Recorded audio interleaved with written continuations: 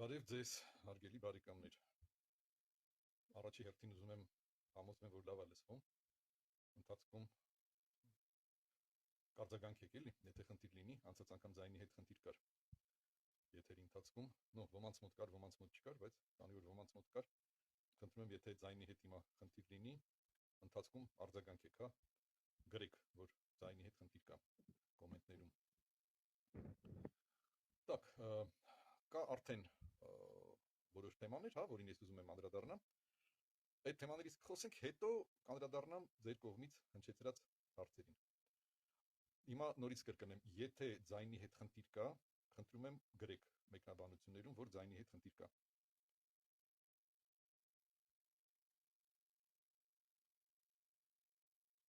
Ոնց տեսնում եմ, նման մեկնաբանություն չկա։ Լավ, եզրակացնենք, որ ձայնի հետ խնդիր չկա, անցնենք առաջ։ Ինչպես ասեցի, սկզբից կխոսենք ուրեմն նախորդ որոշված թեմաներից, հետո կանդրադառնանք ձեր հարցերին։ Առաջինը Զատուլինի հայտարարությունը Հայաստանում ընտրությունների արդյունքները չճանաչելու մասին։ Սենց ասեմ, կա ընթացակարգ ընտրությունների լեգիտիմությունը հաստատելու, կա ընթացակարգ։ Ընթացակարգը կայանում է հետևյալում, ուրեմն մասնակցում են ընտրություններին անկախ դիտորդներ, այդ դիտորդները կարող են լինել տարբեր հասարակական կազմակերպություններից, միջազգային կազմակերպություններից, դեսպանատներից, մի խոսքով դիտորդներ, այցելուներ, հա, հիմա չխորանամ այդ ընտրական օրենսդրության մեջ, եւ այդ ներկա լինողների կողմից արձանագրվում են որևիցե խախտումներ, որոնք թույլ են տրվել ընտրությունների ընթացքում։ Օրենսդրության այն յուրաքանչյուր ամենամանր խախտումը կարող է արձանագրվի։ Այդ մանր խախտումը, որ պատկերացնեք էլի, ինչի մասին է խոսքը գնում, չգիտեմ, ընտրությունների այդ սենյակին կից ինչ որ մի հատ տարածք կար, դռան ապակին լիովին փակած չէր թղթով, խոսքի այնտեղից ինչ որ բան երևում էր, հա, չնայած այդ տարածքում գուցեև մարդ չկա, բայց այսպես մանր խախտում էլ լինի։ Так, ահա, հիմա էլի ունենք ձայնից բողոք, ձայնը շատ ցածր է։ Մարդկա գրում է, որ լավ է լսվում, մարդկա գրում է, որ չի լսվում։ Այսպես, ընկերներ, լավ է լսվում, այսպես։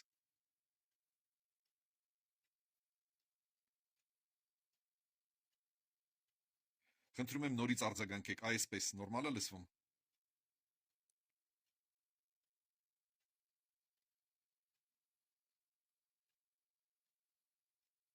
Ահա, հա, ստացանք արձագանքը, որ նորմալ է լսվում։ Ուրեմն շարունակենք սենց։ Շարունակում ենք ուրեմն բարձրացրած թեման։ Յուրաքանչյուր են ամենամանր խախտումը արձանագրվում է այդ ներկաների կողմից եւ հետագայում այդ արձանագրված խախտումները, եթե լինեն իհարկե նման խախտումներ, իրանք կարող են հիմք հանդիսանալ համապատասխանաբար ընտրությունների լեգիտիմությունը վիճարկելու համար։ Հայաստանում բնականաբար այդ ընթացակարգը գործում է եւ գործում է շատ շուտվանից, բայց առ այսօր, լավ, մինչեւ 2018 թիվը, տենց ասեմ, հա, մինչեւ 2018 թիվը լինում էին մի շարք դիտողություններ միջազգային դիտորդների կողմից։ 18-ից սկսած եւ այդ աննախադեպ բարձր մակարդակը ընտրությունների անցկացման ընդգծում են նաեւ միջազգային դիտորդները։ Այսինքն, Հայաստանում ընտրությունների արդյունքները վիճարկելու համար պետք է շատ ավելի լուրջ պատճառ առկա լինի, քան ինչ որ մի Զատուլինի ցանկությունը կամ իր Կրեմլի պապաների ցանկությունը, հա, այն որ բունկերում նստած մեկ-մեկ քիթը դուս է հանում։ Չեն ուզում ընտրությունները ճանաչել, իրանց գործն է, բայց դրանով իրանք ոնց ասեմ, էլի առիթ են տալիս մի հատ էլ անդրադառնալ իրանց ընտրությունների լեգիտիմության հարցին, հա, եւ մի հատ հասկանանք այդ ոնց եղավ, որ սահմանադրությամբ նախատեսած էր, որ Ռուսաստանում պետքա 2 ժամկետից ավել նախագահ չընտրվի նույն անձնավորությունը, հետո սահմանադրությունը փոխվեց, դարավ 2 ժամկետ իրար հետևից, ռակերովկա արեցին, ոնց որ ճատրակում Մեդվեդևի հետ, հետո սահմանադրությունը փոխեցին եւ այլն եւ այլն։ Սենց ասեմ, լավ, եթե ինչ որ մեկը կարա կասկածի տակ առնի ընտրությունների արդյունքները Հայաստանում, հաստատ դա Ռուսաստանը չի, 100% Ռուսաստանը չի, անգամ Սոմալիում ընտրությունների արդյունքները կասկածի տակ առնելու համար պետք է մի հատ ինչ որ ավելի լուրջ երկիր լինի եւ ավելի լուրջ լինի ոչ թե էլի իր հավակնություններով, դատարկ, այլ իր նորմալ ընտրական ընթացակարգերով։ Так. Ուրեմն, քանի որ այս թեմային անդրադարձանք, մի հատ անդրադառնամ նաեւ տված հարակից հարցերից մեկին, որ հայկական քաղաքացիությունը հայտնաբերելու պարագայում Ռուսաստանում իշխանությունների կողմից այնց սպառնալիքներ են հնչեցում, որ կարող է անձնագիրը ձեռներից առնեն եւ այլն, ընկերներ կարող են հնչեցվել ցանկացած սպառնալիքներ, ցանկացած։ Դա ոչինչ չի նշանակում։ Ռուսաստանի այսօրվա ռեժիմը, այդ Կրեմլի խունտան, իրանք սպառնալիքների վրա նստած են շուտվանից եւ անհույս, վերջնականապես անհույս, ամբողջ աշխարհին սպառնում են, թե մի բանով, թե մյուս բանով, հայ սենց կանենք, հայնենց կանենք, բայց տեսնում ենք ինչով են ավարտում իրանք բոլոր սպառնալիքները։ Ի վերջի վերջով գիտեք ինչ այդ ռուսական թղթի կտորը անձնագիրը պետք է, մեր քաղաքացիների, մեր քաղաքացիների վրա երկհաղաքացիություն ունեցող, նաեւ Հայաստանի քաղաքացիներին, այդ անձնագիրը պետք է ձեռներից առնեք, դու ջանդամը ձեռներից առնեք, այստեղ Հայաստանում իրեն շատ ավելի լավ պայմաններ են սպասում, քան Ռուսաստանում։ Բայց բոլոր դեպքերում դա ապօրինություն է, նման ապօրինություն անգամ այդ Կրեմլի խունտայի պարագայում ես չեմ կարծում, որ հնարավոր լինի, ի վերջի վերջով միջազգային հանրության կարծիքը դեռ այնպես չի, որ էլի ռուսների համար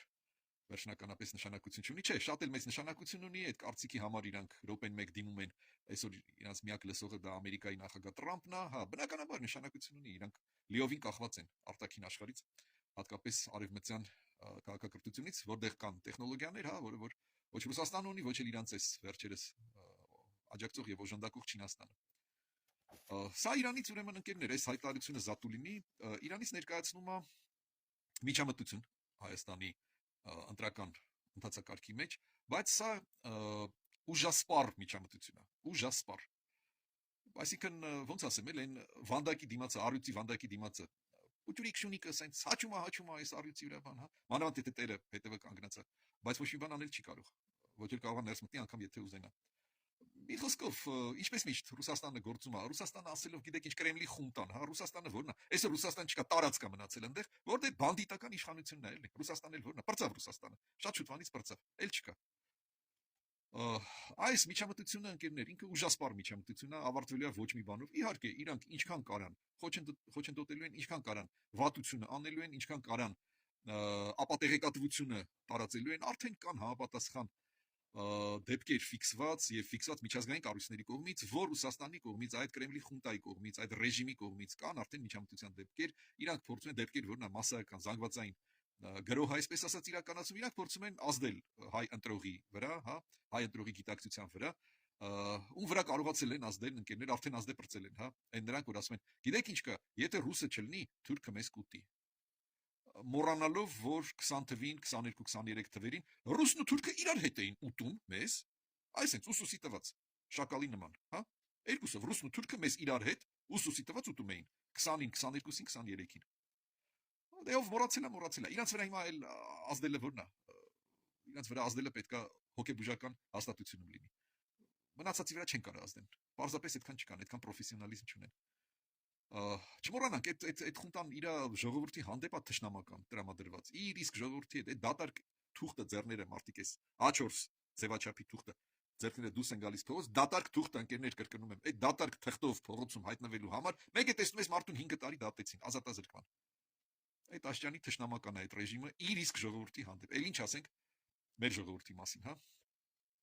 ունեն սատարում, չէ, նենց որ ասում ենք, նենց չի որ օդից կախված է, բավականին լուրջ Ռուսաստանում, Ռուսաստանի բնակչության մի զգալի մասը սատարում է այդ խունտային։ Չմոռանանք էլի,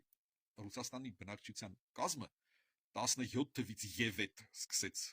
փոխվել կոնկրետ դեպի մարգինալիզացիա գնալով, լումպենիզացիա դեպի գնալով, երևի եթե բոլորը չէ, ապա շատերը կարդացել եք Միխայիլ Բուլգակովի Սաբաչյե սերցը պատմվածքը եւ պատկերացնում եք, թե Ռուսաստանի բնակչության կազմը որ ուղղությամբ է փոխվել։ Այսօր այդ Շարիկովների հետնորդները, իրանց ժառանգորդները, Ռուսաստանում շատ լուրջ սատարում են այս Կրեմլի ռեժիմին։ Իրանց այն խորը իղձերը իրականացվեց, էլի վերջապես կարելի է ֆաշիստական կարգախոսներով հանդես գալ եւ դրա համար ոչինչ չի լինի, հակառակը իշխանությունը սատարելու է։ Այն ինչ որ 30-ականներին սկսվեց Գերմանիայում, շատ զուգահեռներ են անցկացվում, եւ այդ զուգահեռները տեղին են ընկերներ անցկացվում։ Ինչ որ 30-ական թվականներին սկսվեց Գերմանիայում, հիմա այդ նույն գործընթացը տեղի է ունենում Ռուսաստանի Դաշնությունում։ Ինչով ավարտվելու մոտավորապես պատկերացնում ենք նույն Գերմանիայի 30-ականների Գերմանիայի օրինակի վրա։ Այդ թեմայի շուրջը ուրեմն ահագին բանակցություններ ընթացել են սոցցանցերում, Facebook-յան հարթակներում, միակ միջադեպ ուրեմն էլի ասենց հիշվել է պարզապես այդ այս ռուսական սպառնալիքներին մեր հայ օգտատերերը Facebook-ի պատասխանում էին ինչ որ բան, որ գիտեք ինչ կա, այդ սպառնալիքները ձեզ պահեք եւ այլն, շատ զուսպ էին պատասխանում, չէին ասում էլի որ 3 sense նոր բանից ծառից իջել եք արդեն ունենց, հա, ձեզ լուրջ բանի տեղ եք դնում, չէ, այդ հարթության մեջ չէր։ Շատ զուսպ պատասխաններ էր, որ պետք չէ այդ սպառնալիքները հնչեցնել, մենք ձեզանից չենք վախենում։ Միկին, որ իր այդ Facebook-ի էջում նշած է, որ ինքը Ստեփանակերտից է։ Ռուսերեն տառերով գրել է հետևյալը։ Այդ զուսպ մեկնաբանություն անողին է պատասխանում։ Գրել է թաղեմ քեզ թուրքի պորնիկ։ Ռուսերեն տառերով։ Տախեմ քեզ թուրքի պորնիկ։ Չեմ էլ կարող ասեմ, էլի հարգելի տիկին, չէ ինչ հարգելի։ Չհարգված եւ հարգանքի ոչ արժանի տիկին։ Նու լավ է, որ գրել է Ստեփանակերտից, հասկացանք քո ապրումները, զգացումները։ Ձեզ դա հարգելի Ստեփանակերտցիք իրավունք չի վերապահում։ Այտենց ձեզ պահելու։ 23 թվին դե երբ որ սկսվեց այդ արտագաղթը Արցախից։ Ու բնականաբար այստեղ Հայաստանում ոնց էին ընդունում արցախցիներին, հիշում եք երևի։ Մենք էլ գոռամատունու հետ գնացինք սահման, հենց այնտեղ տեղում օգնություն տարանք, հա, գոռը կազմակերպեց սննդամթերք տարանք եւ այլն, ու տեսանք այնտեղ տեղում, որ մեր տարած այդ մի մեքենա սննդամթերքը կաթիլա էլի, մարդիկ 4 կողմից մեքենաներով բանով, հա։ Մենք ակնկալում ենք, մենք Հայաստանի քաղաքացիներս, Հայաստանի բնակիչներս, այն որ դուք կոչվում եք հայաստանցի, հա։ Մենք ակնկալում ենք, որ սա կդառնա ձեզ համար տուն։ Հայաստանը կդառնա ձեր տունը։ Ցավով արձանագրում եմ այժմ, որ Հայաստանը արցախցիների համար, չէ, ներողություն, արցախցիների համար տուն դառավ, բայց Ղարաբաղցիների համար Հայաստանը տուն չդառավ։ Ղարաբաղցիք, ցավում եմ, որ Հայաստանը ձեզ համար տուն չդառավ, ի տարբերություն արցախցիների, հա։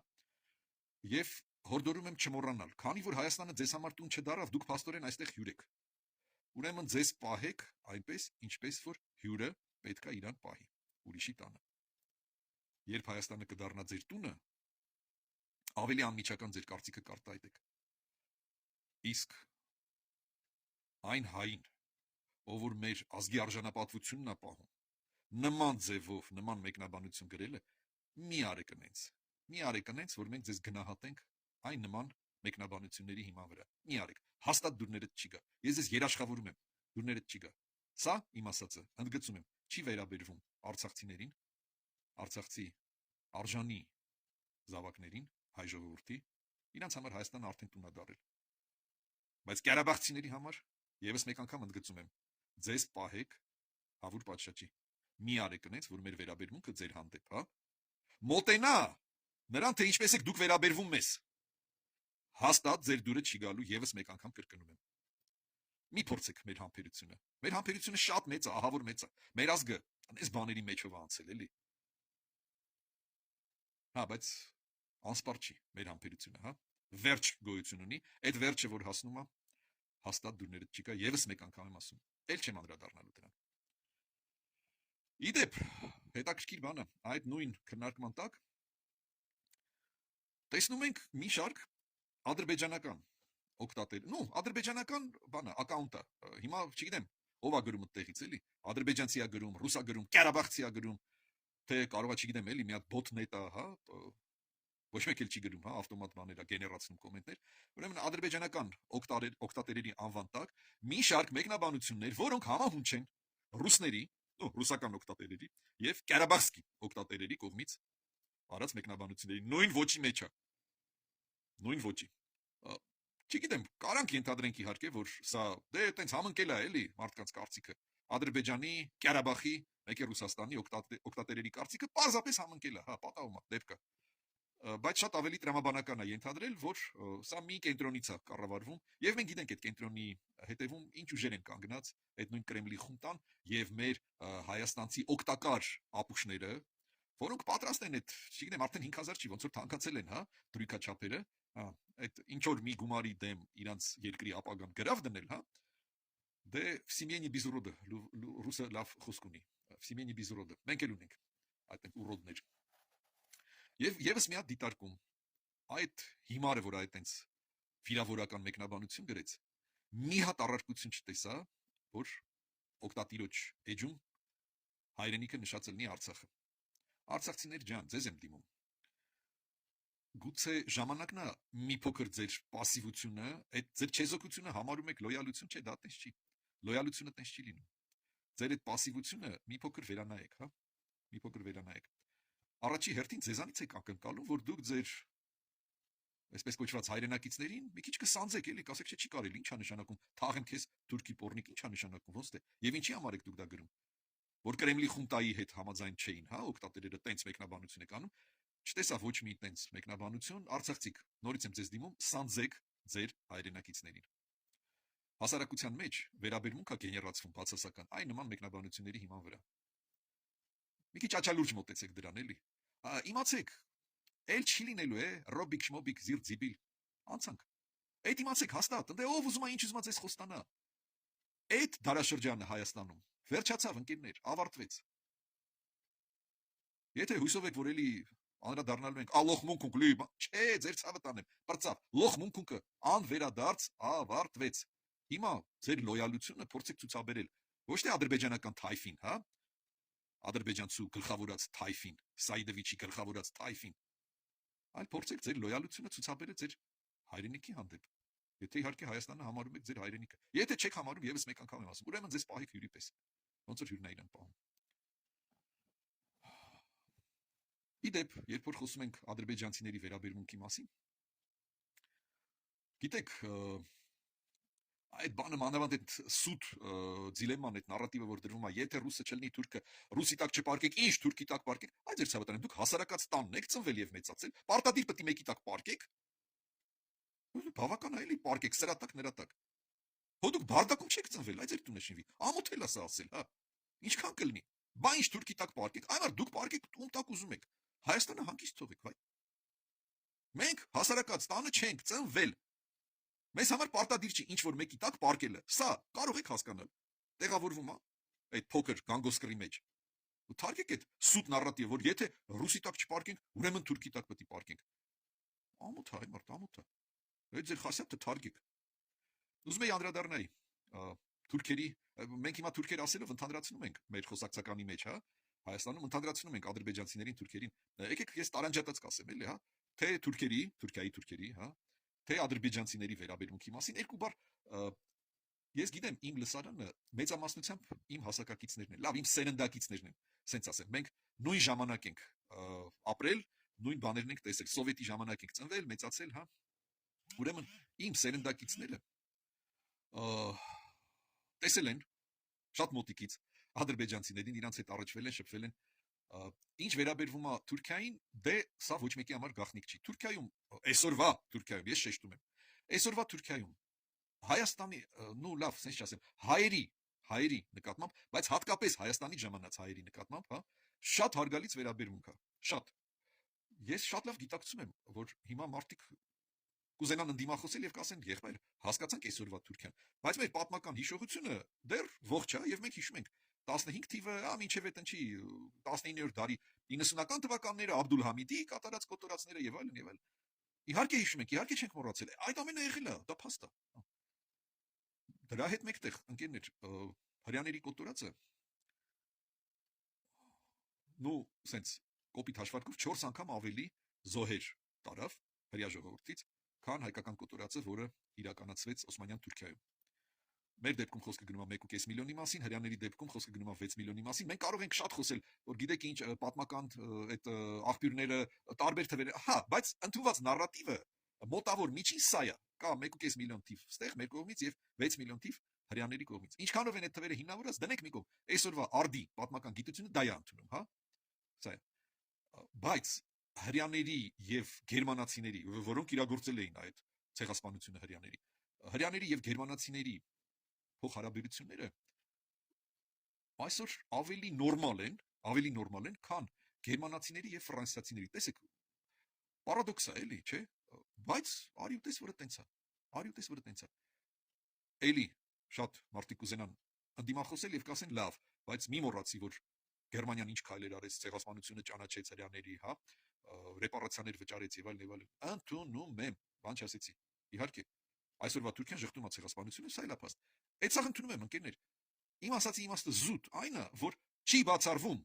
դա, Թուրքերի կողմից հայերի նկատմամբ նորմալ հարգալից վերաբերմունքը չի բացառվում։ Նույնը վերաբերվում է ադրբեջանցիներին։ Գիտեք, այն բերած օրինակը նորից տեսնենք, հա, Ֆրանսիայի եւ Գերմանիայի միջև 20-րդ դարի այն առաջի քառորդում փոխհարաբերությունները այնպես լարված էին, հնարավոր չէր պատկերացնել, որ երբևիցե այս երկու ժողովուրդը իրար հետ շատ նորմալ փոխհարաբերություններ կունենան, իրար հետ Եվրոմիության անդամ կլինեն եւ այլն եւ այլն։ Արի ու տես, որ շատ նորմալ փոխհարաբերություններ են, իրանց միջև այնպես պատերազմներ ա եղել, էլի որ այս մեր Արցախյան ներողություն Ղարաբաղյան ավանտյուրան, հա, մոտիկել չի կանգնած Ֆրանսիայի եւ Գերմանիայի միջև այնպես խնդիրներ ա եղել, հա, այս ի՞նչ է։ Բայց նորից եմ ասում, արի ու տես, որ չէ, հնարավոր էր մի անգամ շատ լավ արտահայտվեց Գոռամատունին, ասեց. ես չեմ բացառում, որ կարող է գա մի օր Հայաստանը եւ Ադրբեջանը միասին ռազմական դաշտում դիմակայեն Ռուսաստանի ագրեսիային։ Հիանալի խոսքեր էր, եւ ես հիմա այդ մեջբերումը անելով ուզում եմ ասեմ, որ ես էլ եմ համակարծիք, որ այո, չի բացառվում, որ գա մի օր, Աստվածաշանի էլի գա այդ օրը, հետ չեմ ուզում, բայց չեմ բացառում, գա մի օր, երբ որ Հայաստանը եւ Ադրբեջանը զինակիցներ հանդիսանալով հանդերձ ռազմական դաշտում դիմակայելու են ռուսական ագրեսիային։ Չեմ բացառում։ Չեմ ասում, որ դա կլինի վաղը կամ մյուսը, բայց տենց որ կարող է գա։ Եվ հիմա, հա, անդրադառնալով իմ սերնդակիցների հիշողությանը, մենք ադրբեջանցիների հետ համատեղ բնակվել ենք Հայաստանում։ Ես հարևան ունեի ադրբեջանցի, որի հետ ընկերական հարաբերություններ ունեինք, մեր դասարանում կար ադրբեջանցի, հա։ Ախր մենք այն ժամանակ տենց առանձնապես տարբերություն էլ չէինք դնում, էլի։ Հա, սա հայ է, նա ռուս է, նա եզդի է, նա ադրբեջանցի է, հա, նորմալ է։ Պարզավոր, հա, հետո եկավ մի օր, եկավ մի գիծ, այդ գիծ անցնելով հանդերձ սկսեցինք այդ տարբերությունը դնել։ Հա, հա։ Այդ Ղարաբաղյան ավանտյուրան հանգեցրեց շատ բաների եւ նաեւ դրան։ Բայց ես զուտ ուզում եմ հիշեցնեմ, որ այո, ադրբեջանցիների հետ մի պետության շրջանակներում անգամ, հա, հայերի բնակվելը եղել է եւ եղել է ոչ միայն Հայաստանում, եղել է նաեւ Ադրբեջանում, անգամ Արցախը չհաշված, Բաքվում մի քանի 100,000 հայեր էին բնակվում։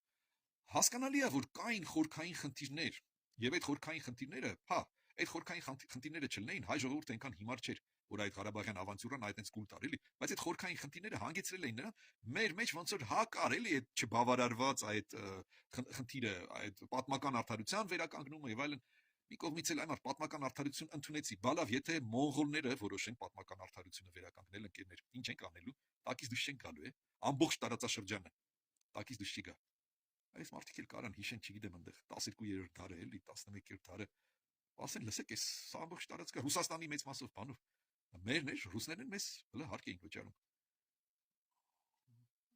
Դա աստված, որ նման ոտնձգություններ ունենան քաղաքակիրթ ժողովուրդները, խոսքի օրինակ իտալացիք էլի,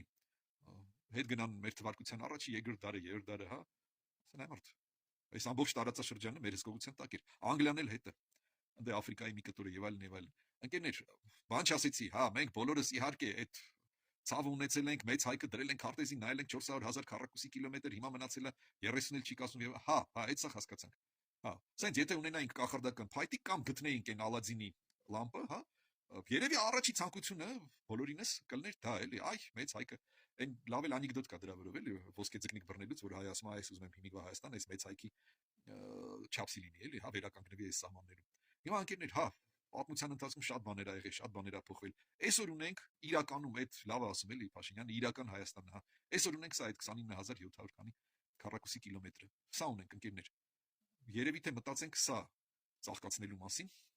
չնմանվենք ռուսներին, որ իրանց տարածքը թողած, ընկել են իրանց տարածքին, կտորներ են ինչ որ կպցնում ստեղից ընդեղից բռնի ուժով, այմար թլե այսքանը որով մորով անենք էլի ոնց որ ասում են, այսքանը մարսենք, հա։ Աստված տա, հետո մեզ մեկը մի բան նվիրի, չնայած ոչ ոք չի նվիրի էլի, հա։ Չենք էլ ուզենա որ խորանում ենք, հա, որ նվիրեն այն մեր հին հայկական նահանգները, չգիտեմ, Ղարսնահեր զրումնա, եթե հիմա Թուրքիան ասի, լավ, հարց չկա, սա Հայաստանինն է, մեր մոտակա վարչապետը լինելու է ազգությամբ թուրք կամ քուրդ։ Չգիտեմ, ինչքանով է սա ընդունելի։ Ինձ համար օրինակ չէ։ Ես չէի ուզենա, որ հաջորդ վարչապետը լինի թուրք կամ քուրդ։ Չէ, եթե Հայաստանի քուրդ է, լավ, ինչ որ մեկտեղ, բայց եթե Թուրքիայի քուրդ է, վախենում եմ, ճիշտ ասած, հա, եւ խորհրդարանի մեծամասնությունը լինի Թուրքիայում ծնվածներից բաղկացած լինի, հա, եւ մեր օրենքները իրանք։ Իսկ դա տենց է լինելու, եթե մեզ այսօր Թուրքիան նվիրի այդ տարածքները։ Շատ հստակ պատկերացնում ենք, չէ՞։ Եթե ժողովրդավարությունը չի էլ լինի, նենց որ ասես չգիտես ինչ կա, ես սպիտակ ոսկու կորրեմ, այն նրանք իրանք ունեն ընդրու, չէ՞ ոնց։ Սա քո տարածքն է, քո ժողովուրդն է, քո բնակչությունն է, քո ընտրազանգվածն է։ Լավ, այդ անցնենք էլի մի կողմ։ Կանգ առնենք մի հատ էլ ադրբեջանցիների վերաբերմունքի վրա, այդ ամեն ինչով մենք անցել ենք այդ կոտորածները, այս 20-րդ դարի կոտորածները, Սումգայիթը, Բաքուն, Գանջան, Մարագան, մյուսը։ Այո, այդ ամենը իրողություն է, դա ոչ ոք չի կարող ժխտել կամ հերքել։ Դրա հետ մեկտեղ երկու դեպք հիշատակեմ։ Մեկը անձամբ ինձ հետ էր եղել, ընկերներով Մոսկվայում էինք, այն Չերկիզոնը երևի շատերդ գիտեք, ահռելի մեծ տարածք է։ Հիմա որ ասեմ մենք այդ օրվա մեջ շրջեցինք այդ ամբողջ տարածքը, ոչ ոք չի հավատա, բայց հավատացեք, իրականում շրջեցինք։ Այդ մեր ընկերներից մեկի համար շալվար էինք ուզում առնենք։ Հիմա միտեղ գույնը դուրը չի գալի, միտեղ ֆասոնը դուրը չի գալիս, միտեղ գինը դուրը չի գալիս, սենց շրջում ենք, վերջը հայ վաճառողներ էլ կային իմիջայլուց։ Ամենավերջում եկան կանգնեցինք մի հատ ադրբեջանցու գլխավերևը։ Ֆասոնը այն էր, գույնը այն էր, սաղեն էր, գինն էր ոնց որ թե համեմատաբար հարմար, բայց այս ընկերս մի քայլ էլ արեց, ասեց լսի, գինը չես իջնի մեզ համար, այս ադրբեջանցին ասեց ոչ չեմ իջնի, իհարկե կիջնեմ։ Չէ որ մենք զեմլյակներ ենք, զգաց որ Կովկասից ենք։ Գինը իջավ, հետո այս ընկերս ասեց դու որտեղից ես, ասեց ես Բաքվից եմ։ Ահա, ասեց ես էլ Երևանից եմ։ Հիմա ասա տես մենք հարևաններ ենք, այ դրա խաթր, մի քիչ էլ գինը կիջնես, այ մարդ էս ադրբեջանցին ասեց ոչ չեմ իջնի, իհարկե, էլի կիջնեմ։ Քանի որ մենք հարևաններ ենք, դե բարձա, խոսակցությունը ռուսերեն էր ընթանում, հա, էլի կիջնեմ։ Բնականաբար, այնպես չի որ բոլոր ադրբեջանցիները այս շաբլոնով են ձևած եւ կարած։ Իհարկե ոչ։ Մենք տեսնում ենք ահագին թշնամանք, ինտերնետի հարթակում ենք տեսնում այդ ամեն ինչը, հա, այդ թշնամանքը իհարկե 20 տարի շարունակ, եթե ոչ ավել, դաստիարակվել է այդ թշնամանքը, այդ արմենաֆոբիան այնտեղ արմատացրել են, դա պատահական չի։ Մեր մեջ ասած, մեր մոտ էլ հայլային process-եր էլի տեղի ունենում, բայց ասած սենա որ չի էլ բացառվում նորմալ վերաբերմունք երկու ազգի կողմից իրար հանդեպ, սա չի բացառվում։ Կոչ չեմ անում ընկերություն անել, չէ, այս վերքերը հələ մի քիչ թող սպիանան էլի, հա, շատ թարմ են այս վերքերը։ Մի քիչ սպիանան, հետո կերևա էլի իրանց այդ համագործակցություն լինում է, թե չի լինում, որ ոլորտներ, չնայած արդեն որոշակի համագործակցություն հա կա, արդեն ընդդեղից ինչ որ բեռներ ստանում ենք։ Երկրորդ դեպքը մորս հետ էր տեղի ունեցել, մայրս դեպ շատերը գիտեք գիտնական է եւ նո այն կալիբրի գիտնական է, որ աշխարհի տարբեր երկրներում ինչ որ միջոցառումներ անելուց իրան հրավիրում էին, մի խոսքով sense հերթական գիտաժողովներ եւ ինքը Վենա քաղաքում էր։ Դե քաղաքով sense քայլելով այն 5 քաղաքը էլի, հա, պատմական կենտրոնը Վենայի բավականին թարմ առավոտ էր, ինքը հետո պատմեց։ Եվ ինչ որ մի սրճարանի փակ էին ոնց որ էլի բոլոր այդ սրճարանները, հա, մի սրճարանի դուր բացվեց եւ մեկը ռուսերեն կանչեց. Զիմլячка, заходи погрейся, հա, ադրբեջանցի էր սրճարանի տերը։ Եվ դե արտակնապես էր ճանաչել, որ Կովկասից է, հա, ինքը շատ լավ իմացավ, որ հայրս հայ է, Հայաստանից է, հա, բայց շատ ջեր վերաբերմունք էր իր կողմից, այսինքն հայրենիքից հեռու, գիտեք, այս մարտաճակատից հեռու շատ նորմալ փոխհարաբերություններ են։ Չգիտեմ, այս տարածաշրջանում երբ կվերականգնվեն այդ փոխհարաբերությունները, չգիտեմ, եւ կվերականգնվեն թե չեն վերականգնվի, հա, մեր կյանքի ընթացքում, դա էլ չգիտեմ, վստահ չեմ, բայց տեսականորեն սա հնարավոր է, անկերներ, սա չի բացառվում։ Ի վերջի վերջով գիտակցենք, հա, ոչ մենք կարանք Հայաստանը տեղափոխենք ստեղից, տանենք, չգիտեմ, Շվեյցարիայի կողքը դնենք, ոչ էլ կարանք բնաջնջենք մեր տարածաշրջանի թուրքալեզու բնակչությանը։ Ոչ այնա հնարավոր, ոչ այնա հնարավոր։ Ուստի պետք է գիտակցենք, որ իրար կողք ենք ապրելու, ինչ որ պետք է հարմարվենք մի ձև էլի այդ իրար կողք բնակվելու։ Լավ, ուզում եմ հիմա անդրադառնամ ունկնդիրների կողմից տված հարցերին, եւ առաջի հարցը վերաբերվում էր Գուրգեն Սիմոնյանի կուսակցությանը, ինչպես եմ ես վերաբերվում։ Ես վերաբերվում էի մինչև ներողություն, մինչև անցած տարվա օգոստոսը պայմանականորեն անգամ դրական, չեմ ասում նորմալ, չեզոք, հա, պայմանականորեն անգամ դրական։ Տեսնում էի ոնց որ թե այլընտրանքային ինչ որ քաղաքական ուժ է, որը որ կարող է վաղը մյուս օրը զբաղեցնի այն հանցավոր ընդդիմության տեղը, որ այսօր խորհրդարանում այդ հանցավոր ընդդիմությունն է ներկայացված։ Օգոստոսից սկսած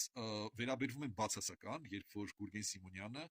քննադատական, շատ սուր քննադատական ձևով մեկնաբանեց Վաշինգտոնյան համաձայնությունները, որը ձեռք էր բերել Հայաստանը Ադրբեջանի հետ կնքած համաձայնությունների մասին խոսքը գնում եւ անձամբ վարչապետ Նիկոլ Փաշինյանն էր Ադրբեջանի նախագահի հետ այդ համաձայնությունները ձեռք բերել, իհարկե Ամերիկայի նախագահի ոնց որ ասում են բարձր հովանու ներքո, այդ դեպքից հետո ես վերաբերվում եմ բացասական։ թե Գուրգեն Սիմոնյանին որպես քաղաքական գործիչ, թե իր կուսակցությանը մի քանի հոգի էլ ոնց որ ռուսը լավ խոսք ունի, զասվիցիլիս իր կուսակցությունում, որոնք որ ռուսամետ դիրքորոշում ունեին եւ նախկինում արտահայտվում էին։ Մի խոսքով, հիմա արդեն բացասական ես անձամբ չեմ տեսնում այդ քաղաքական ուժի հետ որևէ համագործակցության, որևէ եզրեր չեմ տեսնում։ Սա ինչ վերաբերվում է դրան։ Так, հա, ինչ կարող է ձեռնարկել Պուտինը Փաշինյանի դեմ։ Կարող է ձեռնարկել, որ նա արդեն ձեռնարկում է։ Եվ խոսքը չի գնում անձամբ վարչապետի դեմ ինչ որ քայլերի մասին, խոսքը գնում է հայ ժողովրդի դեմ, մեր ինքնիշխանության, մեր քաղաքականության դեմ ձեռնարկվող քայլերի մասին, արդեն ձեռնարկումը արդեն այդ տեղեկատվական տարածքում ներխուժումը արկայանկերներ, արդեն ընտրողի ընտրազանգվածի գիտակցության վրա ինչ որ ապօրինի ազդեցություն իրականացնելու դեպքերը, փորձերը արկա են, այս գործընթացը արդեն գնում է։ Անձամբ Փաշինյանի դեմ։ Դե գիտեք, այն կնքահայրը կինոյում լավ խոսք է, թարգմանաբար ասած, մեր կյանքի ընթացքում ասում ենք մի բանը հասկացանք, որ յուրաքանչյուրին կարելի է սպանել։ Կոպիտ է հնչում իհարկե։ Բայց դա տենց է, դա վերաբերվում է Պուտինին, Թրամփին, չգիտեմ, մեր վարչապետին, ցավոք։ Հա, ֆիզիկապես վերացնել կարելի է ցանկացած մարդուն։ Հարցը ուղղակի այն է, ինչ կարժեն է դա։ Պուտինի դեպքում շատ թանկ է լինելու, Թրամփի դեպքում էլ ավելի թանկ է լինելու։ Բայց դրա հետ մեկտեղ ես չեմ կարծում, որ որևիցե մի քաղաքական ուժ, կլինի դա Կրեմլի խունտան, թե չգիտեմ էլի, Բուրկինա Ֆասոյի ապստամբները, կփորձեն նման ոտնձգության գնալ, ասենք, հա, ինչ որ վարչապետի կյանքի դեմ, իր ֆիզիկական անվտանգության դեմ որևիցե քայլեր ձեռնարկեն, նախ դա ահռելի քաղաքական ռեզոնանսի հիմք է դառնալու, ահռելի։ Երկրորդը գիտեք ինչ կա, Նիկոլ Փաշինյանը բավականին զուսպ քաղաքական գործիչ է եւ մեր դարավոր թշնամիների դեմ, որոնց շարքին է դասվում նաեւ այսօրվա Ռուսաստանի ռեժիմը, շատ մեղմ է վարվում, ну լավ սենց ասեմ, շատ զգուշ է վարվում, ավելի ճիշտ էլի, հա, հավասարակշռված քաղաքականություն է վարում, աշխատում է ինչ որ սուր անկյունները հնարավորինս շրջանցել, որտեղ դա կարելի է, եթե հանկարծ, չգիտեմ, ինչ որ մի տենց աղետալի բան տեղի ունենա եւ վարչապետի հետ ինչ որ մի բան պատահի, ինքը չկարողանա իր ծառայողական պարտականությունները իրականացնել, իր տեղը հաստատ չի գալու ադրբեջանական թայֆից ինչ որ մեկը, բնականաբար, այսինքն այս Սամո Ռոբիկ, ես իմ Զիրձիբիլելի, այս սաղանցանք, բայց իր տեղը ըստ իս զբաղեցնելու են շատ ավելի արմատական տրամադրված քաղաքական գործիչներ, շատ ավելի արմատական տրամադրված, եւ այդ դեպքում գիտեք այն ուժերը, ովքեր այսօր կամա թե ակամա սատարում են Կրեմլի խունտային, կփոշմանեն այն աշճանի կփոշմանեն, էլ չի լինելու թավիշ դրանից հետո ընկերներ, Նիկոլ Փաշինյանն է, որ այս թավիշը պահում է, հասկանում եք, դրանից հետո շուշաթուղթել չէ, էլի արդեն մուրճ ու կացին է դառնալու եւ չգիտեմ, ես չէի ուզենա տեսնել Հայաստանը քաղաքացիական պատերազմի մեջ, բայց եթե նման աղետ տեղի ունենա, համոզված եմ, որ Հայաստանի նոր ղեկավարությունը, որը նույն քաղաքական ուժից է լինելու, նոր ղեկավարությունը որոշելու է արմատախիլ անել դավաճանական տարրը Հայաստանից։ Արմատախիլ, ընկերներ։ Ինչ գնով է դա լինելու, սա մյուս հարցն է, բայց մի խոսքով չեմ կարծում, որ նման ոտնձգության որևիցե մեկը կհանդգնի գնալ։ Так, եւս մեկ հարց, ֆրանսիական զորքը օրինակի համար Զանգեզուր մտցնելու մասին։ Ընկերներ, տեսեք, նման որոշումներ չեն կայացվում երկու պետությունների միջև կամ երկու ղեկավարների միջև։ Նման որոշում օտար երկրյա զորքերի ներկայությունը, հա, Հայաստանի սուվերեն տարածքում, ինքնիշխան տարածքում, սա միջազգային կոնսենսուսի հետևանք միայն կարող է լինել։ Միայն այդ միջազգային կոնսենսուսում պետք է պարտադիր մասնակցի Միացյալ Եվրոպան, պարտադիր եւ պարտադիր պետք է մասնակցեն Միացյալ Նահանգները։ Այս մակարդակի հարցը միայն այդ ձև կարա լուծվի, հա, սենց կարևորության հարցը։ Անես չի, որ Փաշինյանը Մակրոնի հետ պայմանավորվեց եւ ֆրանսիական զորքը մտավ Զանգեզուր։ Դա լավ է, վատ է, նպատակահարմար է թե ոչ, ես հիմա չեմ անդրադառնում դրան։ Բայց նորից եմ կրկնում, նման հարցը կարա լուծում ստանա միայն միջազգային կոնսենսուսի արկայության պարագայում։ Չգիտեմ հիմա այսօր այդ կոնսենսուսը կա թե չկա, թե դրա կարիքը կա թե չկա, դա չգիտեմ։ Բայց սենց քայլ մոտ ապագայում ես անձամբ չեմ տեսնում, որովհետև այդ կոնսենսուսի մեջ ԱՄՆ-ի մասնակցությունը պայմանավորված է լինելու իրանց այս տարածաշրջանի գործընկերների վերաբերմունքով եւս, հա, որոշ չափով։ Իսկ իրանց գործընկերները այս տարածաշրջանում նաեւ Թուրքիան է, նաեւ Ադրբեջանն է, մենք էլ ենք, հա, ռազմավարական գործընկերոջ դիրք ենք զբաղեցնում, որտեղ այն ներդրումները, որ ԱՄՆ-ն որոշել է անել եւ սկսել է արդեն այդ ծրագիրը իրականացնել, հա, Հայաստանում, սա այդ մակարդակի բան է։ Բայց այնուամենայնիվ մենք միակը չենք, էլի Թուրքիա գոյություն ունի, որը ՆԱՏՕ-ի անդամ է, բնականաբար իրան կնես չի, որ գրկաբաց ընդունելու են, հա, այս գաղափարը։ Մի խոսքով, տարածաշրջանում մենք չենք կարող էլի այսպես որոշումներ կայացնել առանց մնացած խաղացողների կարծիքը հաշվի առնելու։ Եվ վերջի հարցը, որ ինձ ուղարկել էին այս եթերի շրջանակներում լուսավորելու համար, սա մեր ձեռնարկության մասին էին խնդրել պատմել, աստա ձեռնարկության մասին։ Դե ընկերներ, ժամանակին շատ ենք խոսացել, ես եմ խոսացել, ինձանից շատ գոռամատունին է խոսացել։ Հակիրճ ասեմ, աստան դա ինժեներական ձեռնարկություն է։ Մենք չենք արտադրում որևէ ռազմամթերք, հա, ֆիզիկապես։ Մենք զբաղվում ենք ինժեներական մշակումներով։ Ինժեներական համակարգեր ենք մշակում, նախագծում, այդ համակարգերը իրանք պաշտպանողական բնույթի համակարգեր են, շատ չեմ մանրանա, բայց ընդհանուր առմամբ կասեմ, հիմնականում դա հետախուզական համակարգեր են ընկերներ։ Իրանք նախատեսված են պայմանականորեն որևիցե ռազմական բախման պարագայում հակառակորդի հարձակողական միջոցները հայտնաբերելու եւ իրանք մասին տեղեկատվություն հաղորդելու համար տեղեկատվությունը հաղորդվելու է մեր համապատասխան Հայաստանի պաշտպանական համակարգին եւ դրան հարակից ինչ որ համակարգեր էլի, հա, շատ չմանրանալով ասեմ, նորմալ է, խնդիր չկա այս պահի դրությամբ, հա։ Չգիտեմ, ինչ ավելացնեմ դրան։ Իր հունով ընթանում է, լավ, սենց ասեմ, իր հունով ընթանում է։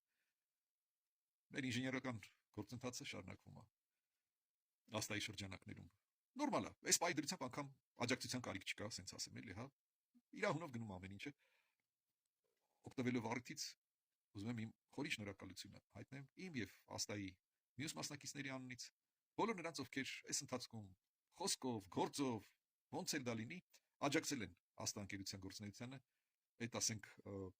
կայացման ժամանակաշրջանը մենք ոնց որ անց ենք կացրել այսպես մեր համախոհների աջակցության ներքո, որը շատ ոգևորող էր, շատ ջերմացնող էր իհարկե, հա, մեր վճռականությունը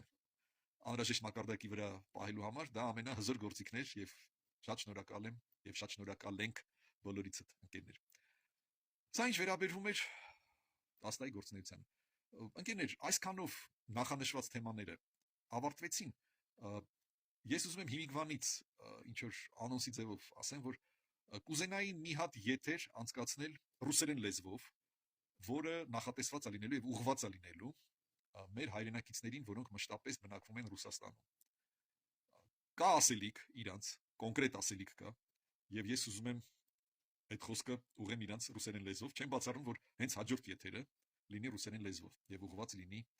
մեր Ռուսաստանաբնակ հայրենակիցներին։ Այսքանով, ընկերներ, ուզում եմ ավարտեմ, սիրում եմ բոլորիդ, գրկում եմ բոլորիդ,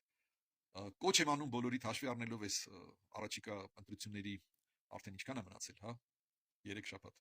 հա, այս մոտենալը կոչ եմ անում բոլորիդ ձեր թանկագին, թանկարժեք քվեն տալ քաղաքացիական պայմանագիր կուսակցությանը Նիկոլ Փաշինյանին, որը մեր վարչապետն է այսօր եւ շատ հույսով եմ մեր վարչապետն է լինելու եւս առնվազն 5 տարի։ Գրկում եմ բոլորիդ ընկերներ, մաղթում եմ ամենալավն ու բարին։ Կտեսնվենք էլի մոտակա եթերներում։ Ցտեսություն։